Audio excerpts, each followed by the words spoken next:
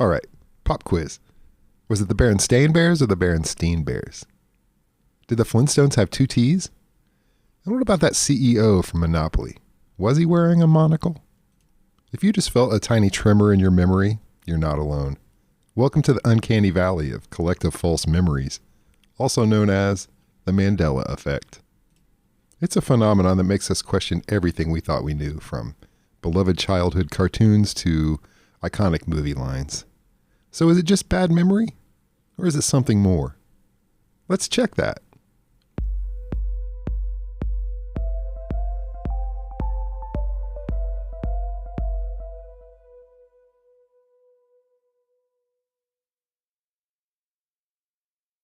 The term Mandela effect itself is a relatively new one, but the concept of shared false memories? Ancient history, probably. The name comes from a specific incident in 2010. A paranormal researcher named Fiona Broom was at a convention.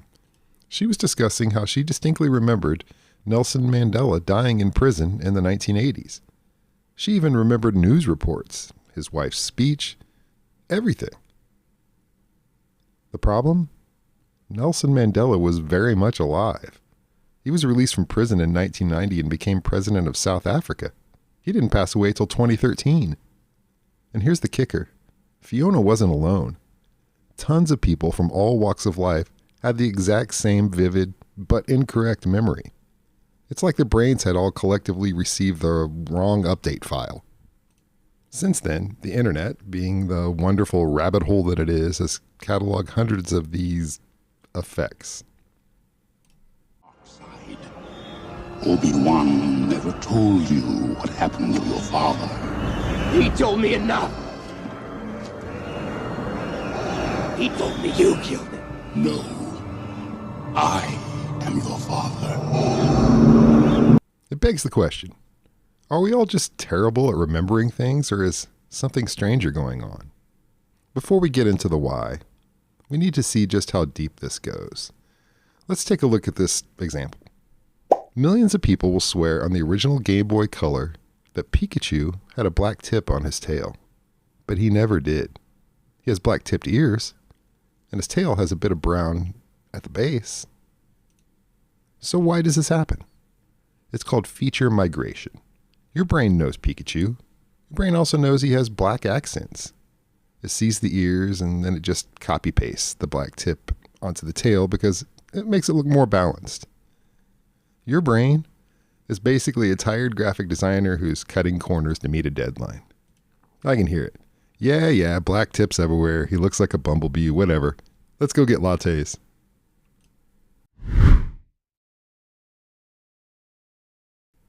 All right, buckle up. We're starting with the fun ones.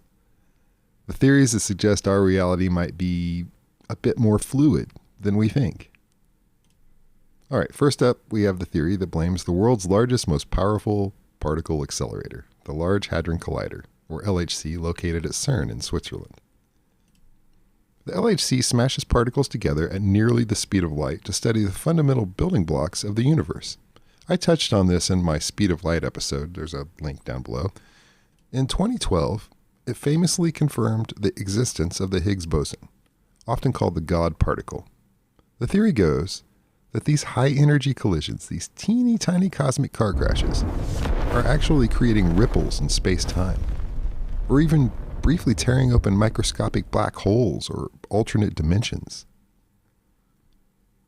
And in doing so, they've accidentally, or perhaps on purpose, nudged us into a slightly different parallel universe. A universe where our favorite childhood books are spelled differently, or where a certain fruit-based clothing company never had a horn of plenty. So basically, we built a machine to find out how the universe works, and it just accidentally swapped out our collective memories for Temu versions. Worth it? Probably not. Okay, if the LHC theory sounds wild, get ready for its cousin, the Chernobyl timeline tear. This theory posits that the catastrophic nuclear accident at Chernobyl in 1986 wasn't just a disaster on Earth. It was a disaster for the very fabric of space-time. The sheer raw energy released by the explosion, some believe, was so immense that it briefly tore a hole in our reality, or perhaps even merged our timeline with a parallel one. So, all those people who distinctly remember Mandela dying in the 80s, they're not wrong. They're just remembering the 80s from the other timeline, the one that merged with ours. This is the edgelord of Mandela effect theories. This suggests the explosion was so powerful, it ripped the fabric of 1986, which sounds like a great plot for a Netflix show, but let's look at how this is theorized to have worked. I mean, the logical leap here is truly something to behold. Nuclear explosion causes space-time to rip, and the most pressing symptom from this truly incredible event is that the movie Kazam, starring Shaq, replaced Shazam, starring Sinbad. Okay, back to the LHC. Why 2012? Well, 2012 was the year the world was supposed to end, according to the Mayan calendar. Coincidentally, it was also the year CERN discovered the Higgs boson. The theory suggests that by smashing particles to find the God particle, we actually created a different reality. Think of it like a cosmic choose-your-own-adventure book. And the scientists accidentally flipped 2 pages at once. Now, if you spend more than 5 minutes on a conspiracy forum, people won't just tell you LHC is shifting reality. They'll show you the footage. First, let's talk about the statue of Shiva. It sits right outside the CERN buildings. Shiva, the Hindu deity known as the Destroyer. Why would a bunch of physicists, people who deal in cold hard math, put a statue of the Destroyer in their front yard? Conspiracists say it's a confession. They're literally telling us they are destroying our reality. But let's check that. The statue was a gift from the government of India to celebrate CERN's long-standing partnership with Indian scientists. In Hindu philosophy, Shiva's dance represents the cosmic dance of creation and destruction. For a physicist, that's just a poetic way of describing subatomic particles popping in and out of existence. It's not a portal opening ritual. It's basically just high-level science art. But then, there's the CERN funeral. In 2016, a video went viral showing a group of people in black cloaks performing a human sacrifice in front of that Shiva statue at midnight. Now, I appreciate the lighting and the drama, but as a person with a functioning frontal lobe, come on. CERN actually had to release an official statement. Turns out, even world-class physicists get bored. This was a prank by visiting physicists who stayed up too late and decided to mess with the internet. Think about it. CERN is one of the most secure facilities on Earth. If a secret group was actually rewriting the laws of physics, do you think they'd do their secret rituals in the middle of the courtyard where there are literally thousands of windows and, I don't know, probably 20 cameras overlooking the area? I can see it now. Hey, Jim! Should we do the reality-altering sacrifice in the secret bunker? Nah, let's do it right by the cafeteria. I want to grab a muffin after we tear the fabric of space-time.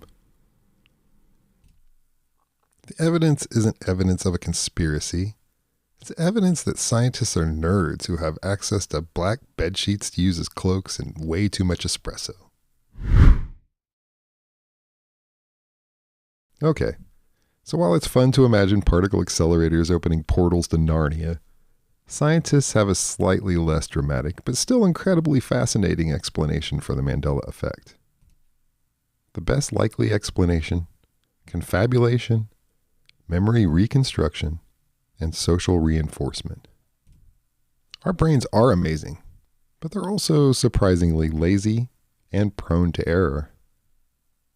Let's talk about memory reconstruction. First, your memory isn't a perfect video. Every time you recall something, your brain is actually reconstructing it, piecing together fragments, filling in gaps, and sometimes making educated guesses. Over time, these reconstructions can drift. Details get fuzzy, or our brain autocorrects them based on what it expects to be true. For example, A monocle on the Monopoly guy just feels right for a rich, old-timey character, even though he never had one. It's like your brain is a Wikipedia editor who occasionally just makes stuff up, but is very confident about it. Okay, next, confabulation. This is a fancy word for involuntarily making things up. When your brain has a gap in its memory, it often just invents details to fill it, without you even realizing it. It's not lying, it's your brain desperately trying to make sense of the world and creating a coherent narrative, even if that narrative is entirely fabricated. Okay, and last we have social reinforcement. Now here's where the collective part of collective false memories comes in. Once a few people misremember something and they talk about it online, it can spread like wildfire. Humans are highly susceptible to suggestion, especially when it comes to memory. If someone says, "Remember the Monopoly man's monocle?" your brain might go, "Oh yeah, of course I do," because it's easier than challenging the idea. And the internet amplifies this.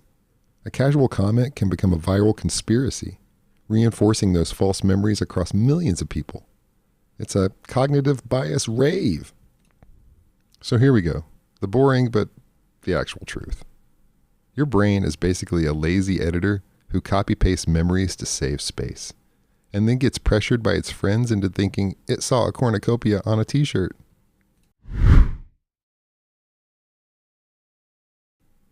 Let's get into the actual biology. Why is our hardware so buggy? When you remember your 5th birthday, you aren't watching a video file. You're downloading a summary and your brain is rendering the rest in real time. This is called source monitoring error. You might remember the monocle on the Monopoly man, not because you saw it on the box, but because you saw a parody of him on The Simpsons or Ace Ventura where they used a monocle to signal rich guy. Your brain filed the parody under official fact and deleted the original. Your brain is like the ultimate, "No, trust me, bro," source.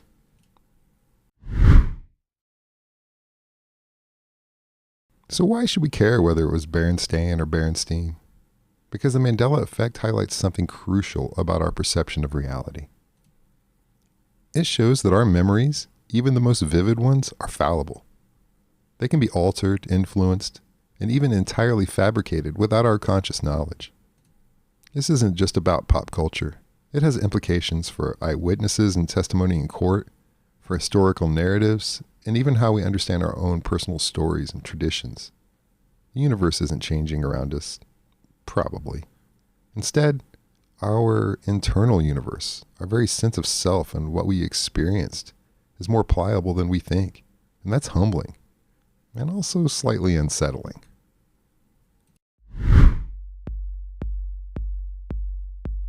The Mandela effect isn't evidence of parallel universes or time-traveling particle accelerators.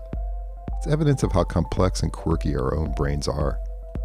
It's a reminder that what we feel to be true isn't always what is true. Our minds fill in the blanks, and sometimes they get it gloriously wrong. So if we can't trust our memories, what can we trust?